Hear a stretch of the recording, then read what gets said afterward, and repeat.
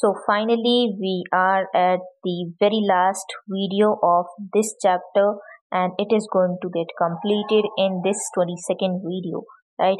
My goal was to make you understand each and every topic very clearly, right? So there was no rush for the time, and I had divided the videos in so many parts. Okay, so if you disliked it, you can comment it, and if you liked it, you can comment it, so that in future I can take up these ideas. Starting with Human Genome Project. Human Genome Project एक mega project है. इसमें human genome में जो approximately 3 into 10 raised to the power 9 base pairs हैं, उनकी sequencing करी गई थी, राइट. एंड अगर एक बेस पेयर का सीक्वेंसिंग का कॉस्ट देखें तो वो $3 है, राइट. सो अप्रॉक्सीमेटली कितना कॉस्ट पड़ा पूरे प्रोजेक्ट को एंड तक लाने के लिए, that was $9 billion. Okay, and the data was so vast कि अगर आपका एक पेज में 1000 लेटर्स लिखे जाते हैं एंड एक बुक में 1000 पेजेस होते हैं, तो ऐसी 3300 बुक्स प्रिंट हो सकती थी सिर्फ और सिर्फ एक सिंगल ह्यूमन सेल के डीएनए को सीक्वेंस करने से, राइट. सो यहाँ पर आपका जो ये इतना सारा डेटा था, ये बहुत ज़्यादा हाई स्पीड के कंप्यूटेशनल डिवाइसेस में स्टोर किया गया एंड एनालिसिस के लिए उन्हीं का यूज़ किया गया. सो देयरफॉर एक न्यू एरिया ऑफ बायोलॉजी जो था वो डेवलप हुआ, that is known as bioinformatics. Okay, coming to इसको स्टार्ट किसने किया था? US department of energy and national institute of health in 1990. ओके, देन आपका जो यूके से वेलकम ट्रस्ट भी बाद में इनका एक मेजर पार्टनर बन गया था. Later on Japan, France, Germany and China were also the countries that join this. Okay, 1990 में शुरू हुआ था एंड 2003 में ये प्रोजेक्ट खत्म हो जाता है. अब इस प्रोजेक्ट के गोल्स क्या थे? गोल्स अगर देखा जाए तो बहुत सिंपल थे कि आपको 20,000 से 25,000 जो जीन्स पाए जाते हैं ह्यूमन डीएनए में, ह्यूमन डीएनए दी हाईली कॉइल्ड जो 2 स्ट्रैंड से बनता है, रेप्लिकेशन करी हमने पढ़ लिया, ट्रांसक्रिप्शन एंड ट्रांसलेशन सब पढ़ लिया, तो उसके ऊपर जो आपके ऐसे सीक्वेंसेस पाए जाते हैं जो किसी पर्टिकुलर ट्रेट को फिनोटिपिकली जीनोटिपिकली शो करते हैं, जो इनहेरिट होते हैं, उन्हें जीन्स कहा जाता है, राइट. सो जो भी आपके डीएनए ह्यूमन डीएनए में 20,000 से 25,000 जीन्स होते हैं, उनको आइडेंटिफाई करना. उसके बाद आपके जो 3 बिलियन केमिकल बेस पेयर्स हैं उनको सीक्वेंस करना. ओके, देन उसकी जो भी इंफॉर्मेशन है उसको डेटाबेस में स्टोर करना and improved tools banana data analysis के लिए. ओके, ऑल्सो जो ये आपकी जितनी भी ऐसी टेक्नोलॉजीज हैं जो कि इसी सेक्टर में काम कर रही होंगी, that is human genome project या फिर जेनेटिक्स के क्राइटेरिया में, तो उनको सेंड करना and at the last the ethical, legal and social issues को एड्रेस करने के लिए, that is the full form of ELSI, ethical, legal, social issues. अब ह्यूमन जीनोम प्रोजेक्ट की जो अप्रोचेस थी एनालाइज करने के लिए ह्यूमन जीनोम को, वो 2 तरीके के मेथड्स थे. एक है आपका EST, that is expressed sequence tag, जिसमें आप वो सभी जीन्स को आइडेंटिफाई करेंगे जो कि RNA में एक्सप्रेस हो सकते हैं, right. So to identify all the genes that are expressed as RNA. And दूसरा जो मेथड था वो था सीक्वेंस एनोटेशन, जिसमें आप एंटायर ह्यूमन जीनोम के दोनों जो स्ट्रैंड्स हैं, दोनों रीजन है, कोडिंग एंड नॉन कोडिंग, उनको आप सीक्वेंस करेंगे, राइट. एंड कैसे करेंगे?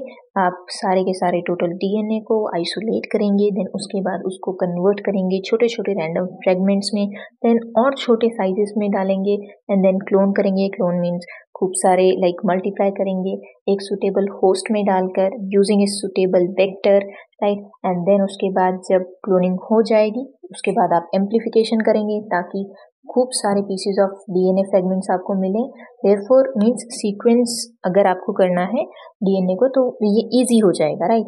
सो यहाँ पे पॉइंट ये भी है कि आपके जो होस्ट यूज होते हैं जब आप सीक्वेंसिंग कर रहे होते हैं ह्यूमन जीनोम की under the process of sequence annotation, आपके वो बैक्टीरिया एंड ईस्ट होते हैं, राइट. एंड द वेक्टर्स जो उनके थ्रू यूज करवाए जाते हैं उन्हें कहा जाता है BAC and YAC, bacterial artificial chromosome and yeast artificial chromosome. Okay, coming next will be salient features of human genome. See, human genome में आपके 30,000 जीन्स होते हैं, राइट. जो कि अगर देखा जाए जो गोल था, हमने एस्टिमेट किए थे कि 80,000 से 1,40,000 जो है आपके इतने जीन्स पाए जाते होंगे एंटायर ह्यूमन जीनोम में, बट ऐसा नहीं था. 30,000 जीनोम पाए जाते हैं एक सिंगल सेल में, राइट, ह्यूमन जीनोम में, राइट। देन उसके बाद दूसरा जो आपका फीचर है वो ये है कि ह्यूमन जीनोम में कितने न्यूक्लियोटाइड बेसिस हैं, 3.1647 billion, 3.1647 billion. Okay, so how come you are going to remember this? देखिए 3 आपको याद रहना चाहिए, that is human genome contain 30,000 genes, वहाँ से 3, एंड यहाँ पर भी आपका 3 पॉइंट समथिंग बिलियन, राइट। अब वो समथिंग कैसे याद रहेगा? 1947 में हमें आज़ादी मिली थी, राइट। सो 19 में 9 को आपने मिरर इमेज कर देनी है, so therefore means upside down कर देना है, तो 1647, simple as that.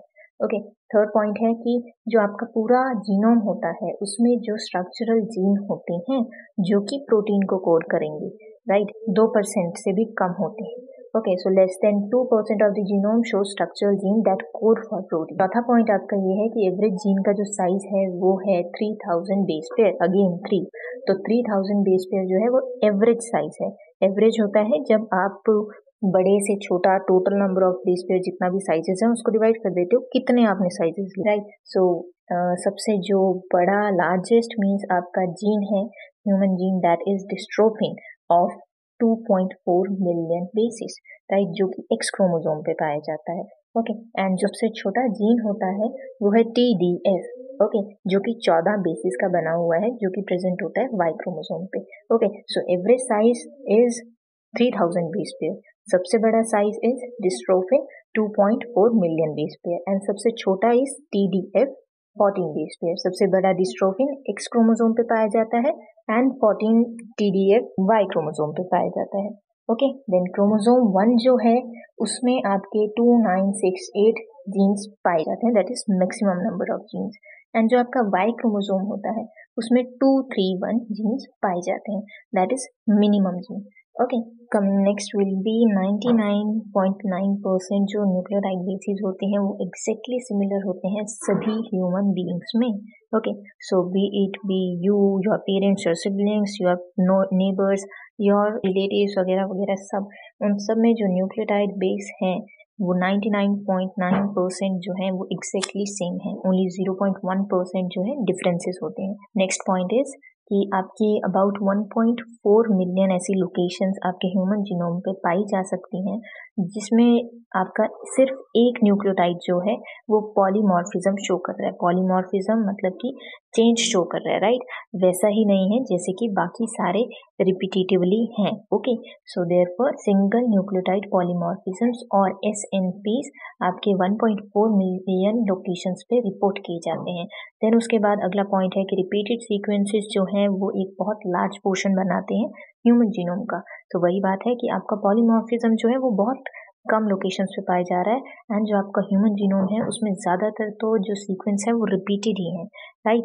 Then coming next is repeated sequences जो हैं वो DNA के स्ट्रेचेस हैं जो कि ऑलमोस्ट 100 से 1000 टाइम्स रिपीट किए गए हैं।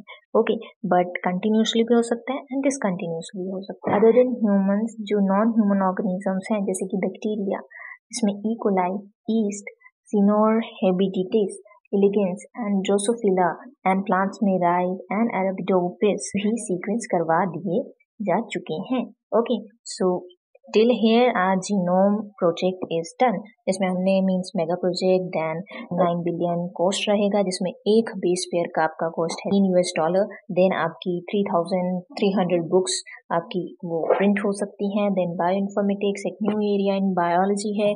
Then US department of energy national institute of health, ये USA से 1990 में शुरू किया गया था। वेलकम ट्रस्ट UK से एक मेजर पार्टनर है। Then Japan, France, Germany, China बाद में आ गए एंड 2003 में प्रोजेक्ट कंप्लीट हो जाता है। गोल्स हमने पढ़ लिए। देन आपके 2 अप्रोचेस थे, that is ESTs and sequence annotations.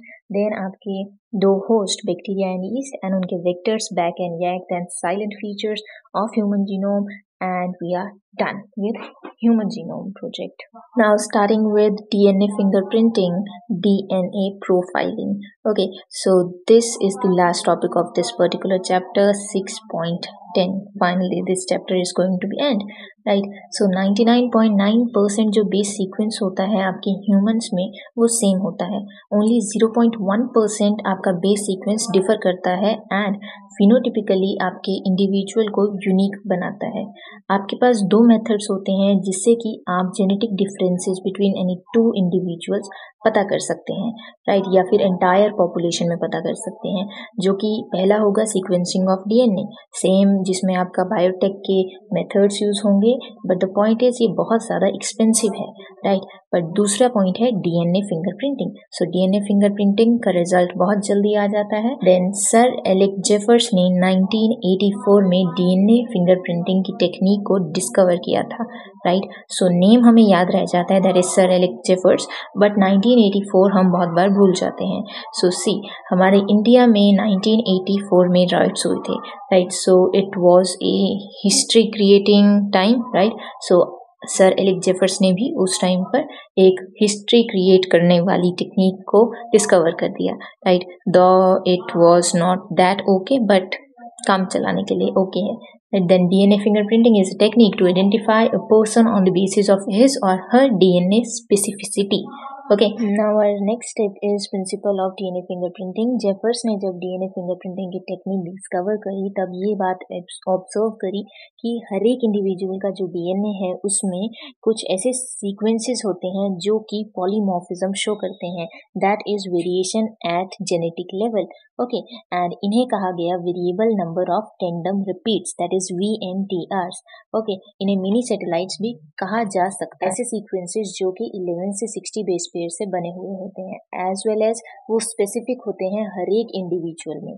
Okay, so जो आपका VNTR होगा, राइट, वो किसी और इंडिविजुअल में नहीं पाया जाएगा. ओके, एंड शो करेगा high degree of polymorphism.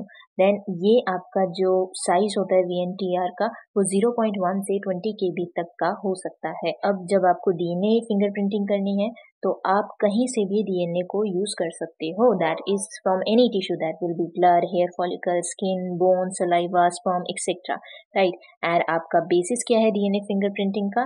That is high degree of polymorphism. Okay, so जो ऐसा पार्ट है DNA में जो कि आपके ही DNA में पाया जाएगा तो वही आपको DNA फिंगरप्रिंटिंग में हेल्प करता है.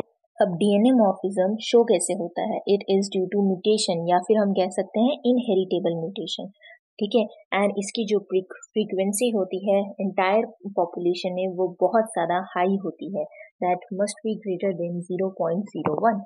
ओके, सो आपका सिर्फ और सिर्फ मोनोजाइगोटिक ट्विंस ऐसे मीन्स पर्सन्स रहेंगे दो जिनका जो DNA है वो ऑलमोस्ट सिमिलर होगा. बाकी जो आपके इंडिविजुअल्स हैं उनको जो आपके इनहेरिटेबल म्यूटेशंस हैं वो पेरेंट्स से मिलेंगे, राइट? एंड जो उनमें आपके जो VNTRs होंगे वो 50% मदर साइड से मिलेंगे, मदर से रिसेंबल करेंगे, एंड 50% फादर से रिसेंबल करेंगे. Okay, so this all was pretty simple. Now coming to technique of DNA fingerprinting, right? DNA को isolate किया जाता है. आप कहीं से भी DNA को isolate कर सकते हैं. Let it be white blood cell, spermatozoa, hair follicle cell, anything, right? Then आपके पास restriction endonuclease आएगा एंड वो डाइजेस्ट करेगा DNA के मॉलिक्यूल को, राइट? एंड कट करेगा छोटे छोटे फ्रेगमेंट्स में. अब इन फ्रेगमेंट्स में VNTRs भी होंगे, राइट? दो सीक्वेंसेस जो कि आप ही में अलग पाए जाते हैं, राइट? हर एक इंडिविजुअल में अलग पाए जाते हैं. देन उसके बाद जेल इलेक्ट्रोफोरेसिस से आप साइज के बेसिस में फ्रेगमेंट्स को सेपरेट करेंगे. जेल इलेक्ट्रोफोरेसिस बायोटेक्नोलॉजी अगर ढंग से पढ़ा है या याद भी है या थोड़ा बहुत अगर आपको उसका आइडिया भी है तो यहाँ पर आपको समझ आ जाएगा. तो VNTRs मल्टीप्लाई कर दिए जाते हैं PCR टेक्निक के द्वारा. ओके, एंड देन VNTRs को किसी अल्कलीन केमिकल्स में डाला जाता है ताकि वो स्प्लिट होकर सिंगल स्ट्रैंडेड DNA फॉर्म कर सके.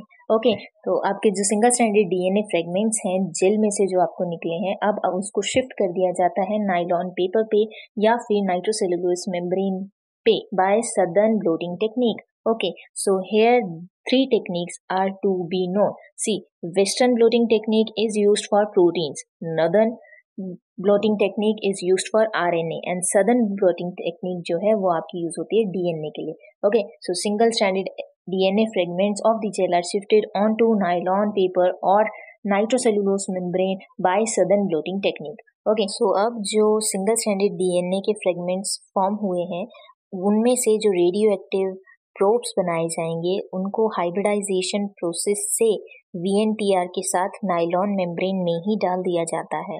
नाउ जो आपकी ये नायलॉन मेम्ब्रेन है, इसको एक्सपोज किया जाता है एक्स रे फिल्म के सामने, राइट।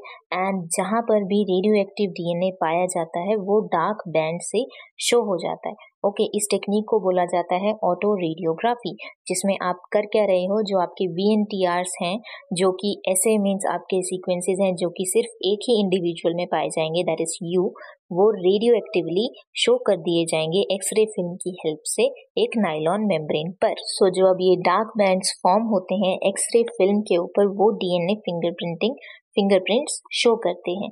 ओके, अब डीएनए फिंगरप्रिंटिंग की एप्लीकेशंस क्या है? बहुत ऑब्वियस एंड सिंपल है कि आपको क्राइम एंड इलीगल परस्यूट्स में बहुत ज़्यादा यूजफुल होती है। पैटर्निटी मैटर्निटी टेस्ट में भी काम आती है, एंड आपके पॉपुलेशन में जिस तरीके की जेनेटिक डाइवर्सिटी है उसका भी पता चलता है, etcetera. One more point, satellite DNA is of two types. एक हो गया आपका माइक्रोसैटेलाइट डीएनए, जिसमें जो आपके सीक्वेंसेस हैं उनमें 1 से 6 बेस पेयर से रिपीट यूनिट्स होंगी, right. So 1 to 6 base pair repeat units is known as microsatellite sequences. वही mini satellite, that is VNTR, right, वहां पर आपके 11 से 60 बेस पेयर होगा, right. So here we are at the end of this chapter, जो कि बहुत ही ज़्यादा लेंथी था, बहुत ही ज़्यादा कंसेप्चुअल था, बट फाइनली 22 वीडियोस के साथ this chapter is over. Make sure to revise it properly. Goodbye.